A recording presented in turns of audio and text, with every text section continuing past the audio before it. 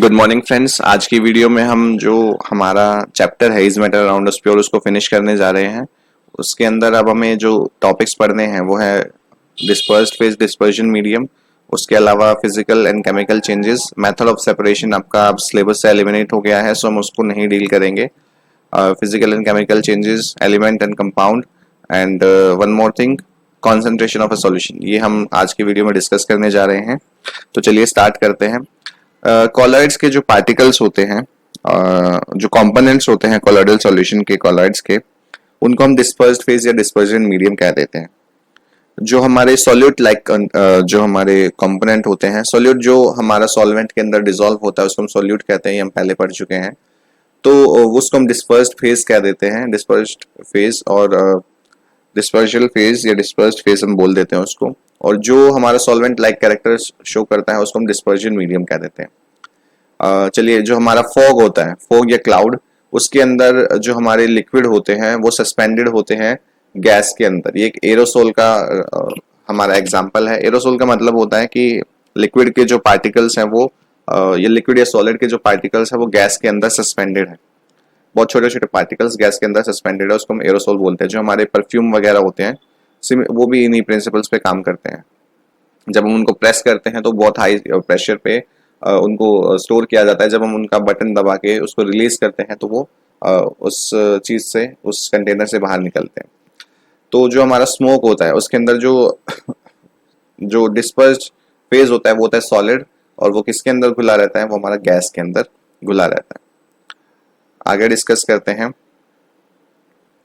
जब हम बात कर रहे हैं फोम की, फोम जो हमारा शेविंग फोम होता है, शेविंग क्रीम होता है, उसके अंदर लिक्विड के अंदर हमारा गैस जो है वो सस्पेंडेड रहता है, और इस वजह से वो एकदम फ्लफी फ्लफी हमारे फील जो है वो देता है। जो हमारी फेस क्रीम होती है, मिल्क होता है, इमल्शन पेंट होते हैं, उन सब के अंदर क्या होता है? लिक्विड लिक्विड के अंदर सस्पेंडेड रहता है। दोनों हमारे कैसे हैं? लिक्विड ही हैं। मड के अंदर हमारा लिक्विड के अंदर हमारे सॉलिड जो है पार्टिकल्स वो सस्पेंडेड रहते हैं। फोम, रबर, स्पंज, स्पंज के अंदर सॉलिड के अंदर जो गैसेस पार्टिकल्स है वो सस्पेंडेड रहते हैं। जेली के अंदर सॉलिड के अंदर लिक्विड रहता है। सॉलिड सॉल्ट जो हमारे जेमस्टोन्स होते हैं उनके अंदर क्या रहता है? सॉलिड के अंदर हमारे सॉलिड जो है वो सस्पेंडेड रहते हैं। गैस के अंदर गैस जो है वो हमारा एक कोलोइडल सॉल्यूशन नहीं हो सकता है, इसलिए हम उसको मिक्सचर कहते हैं। नेक्स्ट हमारा जो है कॉन्सेंट्रेशन ऑफ ए सॉल्यूशन। एक सॉल्यूशन की कॉन्सेंट्रेशन निकालने के लिए हम क्या करते हैं उसको डिस्कस करते हैं। चलिए स्टार्ट करते हैं। जब हमारे हमें किसी भी चीज का निकालना होता है कॉन्सेंट्रेशन की, हमारा जो भी कंपोनेंट है उसके अंदर क्या चीज प्रेजेंट है और किस अमाउंट में प्रेजेंट है एट एनी पर्टिकुलर टेम्परेचर। एक सॉल्यूशन जो है जिसके अंदर हमने एक सॉल्यूट के अंदर सॉल्यूट को सॉल्वेंट के अंदर डिसॉल्व किया करके एक सॉल्यूशन तैयार किया है। अब एक ऐसा पॉइंट आ जाता है कि उसके अंदर और सॉल्यूट जो है वो नहीं घोला जा सकता सॉल्वेंट के अंदर, उसको हम बोलते हैं सैचुरेटेड सॉल्यूशन। सैचुरेटेड सॉल्यूशन की एक लिमिट आ जाए, सैचुरेटेड, एक बार फिर से लिखते हैं, सैचुरेटेड, एक लिमिट आ जाए कि हमारे इसके ज्यादा, इससे ज्यादा हमारा जो सॉल्यूट है वो हमारा सॉल्वेंट के अंदर डिसॉल्व नहीं होगा, उसको हम बोलते हैं सैचुरेटेड सॉल्यूशन।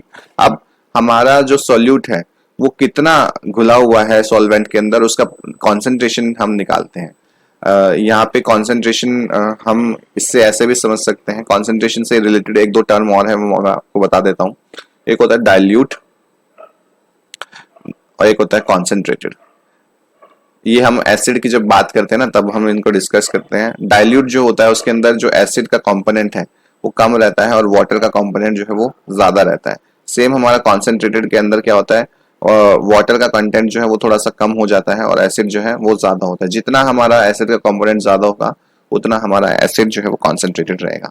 अब ऐसे ही सॉल्यूशन के अंदर हमारा कितना अमाउंट ऑफ सॉल्यूट प्रेजेंट है उसको निकालने के लिए हम सॉल्यूशन की कॉन्सेंट्रेशन को निकालते हैं। उसके दो तीन फॉर्मूले हैं, एक एक करके सबको डिस्कस करते हैं। एक होता है मास बाय मास, कि मास के अंदर हमारा कितना जो सॉल्यूट है उसको हम निकालते हैं। उसको उससे पहले, जाने से पहले ना एक और चीज समझ लो, अनसैचुरेटेड क्या होता है। एक सैचुरेटेड तो मैंने आपको बता दिया, सैचुरेटेड क्या होता है। अब अनसैचुरेटेड क्या होता है वो एक बार आप समझ लीजिए। RATED, saturated. देखो, जब सॉल्यूट सैचुरेशन लेवल से कम, हमारा जो सॉल्वेंट होता है, सॉल्यूशन क्या होता है, it is a combination of solute and solvent. जब हमारा सैचुरेटेड स्टेट ना आई हो, मतलब हम और सॉल्यूट को सॉल्वेंट के अंदर डिसॉल्व कर सकते हैं, उस टाइप के सॉल्यूशन को हम अनसैचुरेटेड सॉल्यूशन कहते हैं। कि जब अभी तक हमने सैचुरेशन को अचीव नहीं किया है, उसको हम अनसैचुरेटेड सॉल्यूशन कहते हैं। अब किसी भी जो कॉन्सेंट्रेशन है किसी भी चीज की, उसको निकालने के हमारे पास 3 फॉर्मूले होते हैं। एक एक करके सबको डिस्कस करते हैं। सबसे पहला है मास बाय मास। अब इसके लिए हम क्या करते हैं, मास ऑफ सोल्यूट को मान लो हमारा 40 ग्राम हमारा NaCl है, उसको हमने डिसॉल्व किया है 60 ग्राम वाटर के साथ। तो ये हमारा टोटल कितना वेट आ जाएगा, 100 ग्राम आ जाएगा हमारा सॉल्यूशन का वेट आ जाएगा। उसके अंदर हमारे जो हमारा सोल्यूट है उसका अमाउंट कितना है, तो 40 हमारा सोल्यूट का weight divide by total solution का जो मास है, उसको हम 100 से जब मल्टीप्लाई करते हैं, मतलब 40% हमारा जो है सोल्यूट उसके अंदर है। सेम हमारा होता है मास बाय वॉल्यूम के साथ, कि हमारा मास कितना मास प्रेजेंट है एक वॉल्यूम के अंदर, एक वॉल्यूम के अंदर हमारा कितना मास प्रेजेंट है, उससे हम मास बाय वॉल्यूम भी निकाल सकते हैं। एक तीसरा भी है हमारा वॉल्यूम बाय वॉल्यूम भी होता है हमारे, जिसमें हम वॉल्यूम ऑफ सॉल्यूट निकालते हैं और उसको हम वॉल्यूम ऑफ सॉल्यूशन से जब डिवाइड करके उसको 100 से मल्टीप्लाई करते हैं, तो वॉल्यूम बाय वॉल्यूम परसेंटेज हमारा निकल जाता है। ये तो 3 फॉर्मूले जो हैं आपको ये बहुत अच्छे से याद रखने हैं किसी भी उसको हम निकालने के लिए। NCERT के जो अगर आप क्वेश्चन इस फॉर्मूले का यूज करके सॉल्व करते हैं तो आपको इसकी और अंडरस्टैंडिंग हो जाएगी। चलिए आगे डिस्कस करते हैं। अब हम बात करते हैं जो हमारे फिजिकल एंड केमिकल चेंजेस हैं उनकी। मेथड ऑफ सेपरेशन अब आपके सिलेबस का पार्ट नहीं है, तो उसको मैं कवर नहीं कर रहा हूँ। अगर आप चाहते हैं कि उसको भी कवर किया जाए तो उसके लिए हम अलग से वीडियो बना देंगे, but that will depend on the comments. Physical change और केमिकल चेंज क्या होते हैं, एक एक करके डिस्कस करते हैं। फिजिकल चेंज वो चेंज होते हैं जो हम रिवर्स कर सकते हैं, विच आर इजिली रिवर्सिबल। जैसे कि एक पेपर है, पेपर को आपने फोल्ड करके एक प्लेन बना दिया, एरोप्लेन बना दिया। अब उस एरोप्लेन से वापस से आप पेपर बना सकते हो उसको अनफोल्ड करके। तो ये क्या हो जाएगा, ये हमारा एक फिजिकल चेंज हो जाएगा जिसमें हम शेप को चेंज कर रहे हैं। जब हमने शेप को चेंज किया तो हमारा क्या हुआ, उसकी जो केमिकल प्रॉपर्टीज है उसके ऊपर कोई असर नहीं हुआ, कोई न्यू कंपोनेंट नहीं बना, हमने बस उसकी फिजिकल प्रॉपर्टी को चेंज किया, उसकी शेप को चेंज किया। तो शेप को चेंज करना या क्या होगा, हमारा एक फिजिकल चेंज होगा। केमिकल चेंज होते हैं जिनको रिवर्स किया करना थोड़ा सा मुश्किल होता है, उनको हम इजीली रिवर्स नहीं कर सकते, उनको हम केमिकल चेंज कर सकते हैं। जैसे कि अगर आप उसी पेपर को बर्न कर देते हो अगर आप उसी पेपर को बर्न कर देते हो तो बर्न पेपर से वापस से पेपर बनाना पॉसिबल नहीं है, क्योंकि आपने बर्न करने के बाद जो है एक नया कंपोनेंट ऐश बना दिया है। अब वो ऐश क्या होगा, it is different from your paper, तो उसको वापस से हम पेपर बना नहीं सकते हैं, that is a chemical change. तो केमिकल चेंज में वो रिवर्स करना पॉसिबल नहीं है। फिजिकल चेंज को रिवर्स कर सकते हैं। फिजिकल चेंज में कोई नया प्रोडक्ट नहीं बनता है, केमिकल चेंज में नया प्रोडक्ट बनता है। एक केमिकल रिएक्शन होती है जिसमें हमारे कुछ कंपोनेंट्स होते हैं जिनको हम लेफ्ट की तरफ लिखते हैं, इनको बोलते हैं रिएक्टेंट्स, और जो हमारे राइट की तरफ जो चीजें बनती हैं उनको बोलते हैं प्रोडक्ट्स। तो रिएक्टेंट्स क्या किए जाते हैं केमिकल रिएक्शन में, केमिकल चेंजेस में रिएक्शन जो रिएक्टेंट्स है वो यूज कर लिए जाते हैं और उसके साथ साथ नई चीजें, नए प्रोडक्ट जो है वो बनती है। अब केमिकल रिएक्शन में क्या होता है, हीट रिलीज होती है, साउंड और आपके लाइट रिलीज होती है। इसको हम सेपरेशन करने के लिए, केमिकल चेंजेस करने के लिए हमें इलेक्ट्रिसिटी का भी यूज करना पड़ता है। फॉर एग्जांपल अगर हमें हाइड्रोजन चाहिए, हाइड्रोजन कैसे निकलेगी, हमारी हाइड्रोजन वाटर से निकल सकती है। वाटर का जब हम इलेक्ट्रोलिसिस करते हैं, वाटर के अंदर जब हम इलेक्ट्रिसिटी को पास करते हैं 2 रोड्स लगा के, तो एक हमारी रोड पे ऑक्सीजन जाके डिपोजिट होगी, एक रोड पे हाइड्रोजन जाके डिपोजिट होगी, वहां से हम हाइड्रोजन को कलेक्ट कर सकते हैं। तो इलेक्ट्रिसिटी की हेल्प से हम क्या कर रहे हैं, केमिकल चेंजेस लेके आ रहे हैं, so that will be a chemical change. ठीक है। अब जब हम स्टेट की बात कर रहे हैं, जैसे वाटर है, वाटर को जब हम फ्रीज करेंगे तो क्या बन जाएगा, आइस बन जाएगा। और जब हम आइस वाटर को जब बॉईल करेंगे तो क्या बन जाएगा, वो वाटर वेपर्स बन जाएगा, वेपर्स बन जाएगा। तो इसमें क्या हो रहा है, इंटरचेंज ऑफ स्टेट्स हो रहा है, तो ये भी हमारा क्या हो जाएगा, एक फिजिकल चेंज हो जाएगा, और that will also be our physical change. I hope आपको फिजिकल और केमिकल चेंजेस के बीच में जो डिफरेंस है वो क्लियर हो गया हो। उसके बाद हम बात करते हैं एलिमेंट्स की। एलिमेंट्स जो है हमारे बहुत इंपॉर्टेंट रोल प्ले करते हैं हमारी केमिस्ट्री के अंदर, और ये आपका जो बेसिक है केमिस्ट्री का वो होने वाला है। तो एलिमेंट्स को हमारे क्या होता है, एलिमेंट्स हमारे सेम टाइप के एलिमेंट्स जो है वो हमारे बेसिक फॉर्म है मैटर की, जिसको हम फर्दर डिवाइड नहीं कर सकते, सिंपलर सब्सटेंसेस में उनको डिफरेंशिएट नहीं कर सकते, राइट।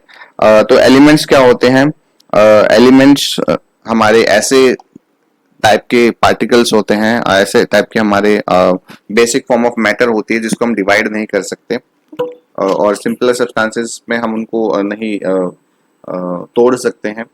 जैसे अगर हम बात करें ऑक्सीजन की, तो ऑक्सीजन को फर्दर तोड़ना थोड़ा सा हमारे लिए मुश्किल हो जाएगा। तो ऑक्सीजन क्या है, हमारा ऑक्सीजन एक एलिमेंट है। जैसे H2O है, H2 हमारा एलिमेंट नहीं है, ये एक हमारा कंपाउंड है जो दो एलिमेंट से मिलकर बना है, हाइड्रोजन एंड ऑक्सीजन। तो हाइड्रोजन H2O का जब हम इलेक्ट्रोलिसिस करते हैं तब एक तरफ हाइड्रोजन मिलेगा, एक तरफ ऑक्सीजन मिलेगा। हम फर्दर हाइड्रोजन और ऑक्सीजन को नहीं तोड़ पाएंगे क्योंकि ये अलग अलग एलिमेंट्स है। अब एलिमेंट्स को ना तीन कैटेगरी में डिवाइड किया गया है, metals, non metals and metalloids. Metals की क्या प्रॉपर्टी होती है, मेटल्स को हिंदी में बोलते हैं धातु, इनको अधातु बोलते हैं। मेटलॉइड्स को मुझे याद नहीं अभी क्या बोलते हैं, चलिए आगे डिस्कस करते हैं। मेटल्स की प्रॉपर्टी होती है कि लस्ट्रस होते हैं, लस्ट्रस मतलब चमकीले होते हैं। नॉन मेटल्स जो होते हैं वो नॉन लस्ट्रस होते हैं, वो चमकीले नहीं होते। और जो मेटलॉइड्स होते हैं उनकी प्रॉपर्टी कहीं ना कहीं मेटल्स और नॉन मेटल्स के बीच में लाई करती है। मेटल्स को मेलेबल मतलब उनको थिन शीट में हम क्या कर सकते हैं, बना सकते हैं, हम उनकी शीट्स बना सकते हैं पीट पीट के। डक्टाइल का मतलब उनके वायर्स बना सकते हैं। नॉन मेटल्स के साथ हम ऐसा कुछ भी नहीं कर सकते। नॉन मेटल्स के एग्जांपल है, और जो मेटलॉइड्स है उनके एग्जांपल है बोरोन, जर्मेनियम, सिलिकॉन। सिलिकॉन से हम डोपिंग करके उसकी वो बना सकते हैं, सोलर पैनल बना सकते हैं। सोलर पैनल हम इससे बना सकते हैं जो कि लाइट एनर्जी को कन्वर्ट करता है हमारे इलेक्ट्रिकल एनर्जी में। उसके बाद मेटल्स जो होते हैं सोनरस होते हैं, साउंड प्रोड्यूस करते हैं। नॉन मेटल्स जो है वो साउंड प्रोड्यूस नहीं करते। मेटल्स जो है वो हीट और इलेक्ट्रिसिटी के अच्छे कंडक्टर होते हैं, और जो हमारे नॉन मेटल्स होते हैं वो बैड कंडक्टर होते हैं। बट जो ग्रेफाइट होता है, जो हमारा पेंसिल के अंदर इस्तेमाल किया जाता है, वो हमारा क्या होता है, it is a good conductor of electricity. इसके कुछ एग्जाम्पल है गोल्ड, आयरन एटसेट्रा। और हमारा जो नॉन मेटल है उसके एग्जाम्पल तो इतने सारे हैं, हाइड्रोजन, ऑक्सीजन, फॉस्फोरस, सल, ये सब हमारे क्या है, ये सब हमारे एलिमेंट्स के सॉरी मेटल्स और नॉन मेटल्स के एग्जाम्पल भी है। चलो आगे डिस्कस करते हैं मिक्सचर और कंपाउंड्स के बारे में। मिक्सचर और कंपाउंड ये हमारा लास्ट टॉपिक होने वाला है, इसके बाद हमारा ये चैप्टर भी फिनिश हो जाएगा। तो मिक्सचर क्या है हमारा, मिक्सचर एलिमेंट्स और compounds that are simply mixed with no new substances are form. जब हमारे मिक्सचर का मतलब है कि हमने हमारे जो एलिमेंट्स या कंपाउंड्स है उनको मिक्स कर दिया है, जिसकी वजह से कोई नई चीज़ नहीं बनी है। लेकिन कंपाउंड में क्या होता है, उसमें कोई नई चीज़ बनती है जब सब्सटेंसेस क्या करते हैं, आपस में रिएक्शन करते हैं, रिएक्ट करते हैं। एलिमेंट्स के अंदर जो कॉम्बिनेशन होता है वो फिक्स्ड रेशियो में रहता है, वो फिक्स्ड रेशियो में नहीं होता। किसी भी अमाउंट में हम चीज़ें डाल के मिक्सचर बना सकते हैं। वही जब हम कंपाउंड की बात करते हैं, जैसे H2O की अगर हम बात करें, CO2 की बात करें, तो इनके अंदर जो H का कंपोनेंट है या O का कंपोनेंट है या C का कंपोनेंट है, वो सब क्या है, वो फिक्स्ड रहेगा, वो कभी भी चेंज नहीं होगा। चेंज होगा तो नया ही कंपाउंड आपका बनेगा, new compound will form. Mixture जो है वो इसके कंपोनेंट्स की प्रॉपर्टी शो करता है। कंपाउंड जो है वो अपने एलिमेंट्स की प्रॉपर्टी शो नहीं करता है। कंपाउंड एक नई चीज़ बन जाती है तो न्यू प्रॉपर्टी वो शो करता है। जैसे H क्या है, एक गैस है, H2 क्या है, गैस, O2 क्या है, गैस है। और जब ये दोनों आपस में मिक्स करते हैं तो 2H2O ये बनाते हैं। अब आप पूछेंगे ये 2 क्या लगा रहे हैं, इसको बैलेंसिंग ऑफ केमिकल इक्वेशन कहते हैं, या 10th क्लास में पढ़ेंगे। इसमें हम law of conservation of mass को सेटिस्फाई कर रहे हैं कि मास जो है वो हमारा कॉन्सेंट्रेटेड रहता है, वो हमारा क्या रहता है, वो सेम रहता है। वापस से आते हैं, जो हमारा H है वो क्या है, गैस है, O क्या है, गैस है। लेकिन जो H2 है वो क्या बन गया हमारा, वो लिक्विड बन गया। तो ये क्या हो जाएगा, एक नई प्रॉपर्टी लिक्विड की वो शो करेगा। हम जो हमारा मिक्सचर होता है उसको हम इजीली मैकेनिकल या फिजिकल मेथड से हम उसको सेपरेट कर सकते हैं, फिल्ट्रेशन से सेपरेट कर सकते हैं, किसी और मेथड से सेपरेट कर सकते हैं, लेकिन हम कंपोनेंट्स को सेपरेट करने के लिए हमें केमिकल मेथड्स की या इलेक्ट्रोलिसिस की ज़रूरत पड़ेगी। जो कंपाउंड्स होते हैं उसके जो कंपोनेंट्स उनको सेपरेट करना इजी नहीं होता। अ, जैसे आयरन और सल्फर आपस में रिएक्ट करके आयरन सल्फाइड बनाते हैं, उसको सेपरेट करना हमारे लिए थोड़ा सा मुश्किल होगा। उसको सेपरेट करने के लिए हमें केमिकल रिएक्शन करना पड़ेगा। जैसे शुगर इन वाटर है, इसको सेपरेट करना भी थोड़ा सा मुश्किल है। हाँ हाँ, इसको सेपरेट करना थोड़ा सा मुश्किल है। जैसे सॉल्ट एंड वाटर है, उसको सेपरेट करने के लिए हम क्या कर सकते हैं, सॉल्ट एंड वाटर को इसको हम सॉल्ट को वाटर को बर्न कर सकते, उसको वाटर को बॉयल कर सकते हैं, तो जो हमारा बॉटम में बचेगा वो हमारा सॉल्ट होगा। ऑयल एंड वाटर को भी हम सेपरेट कर सकते हैं, दोनों की डेंसिटी जो है वो अलग अलग होती है। इसी के साथ हमारा ये जो चैप्टर है ये फिनिश हो गया है। अब हम जो नेक्स्ट चैप्टर होगा हमारा उसको स्टार्ट करेंगे। अगर आपको इस चैप्टर से रिलेटेड कोई भी डाउट है तो आप पूछ सकते हैं। Thank you so much.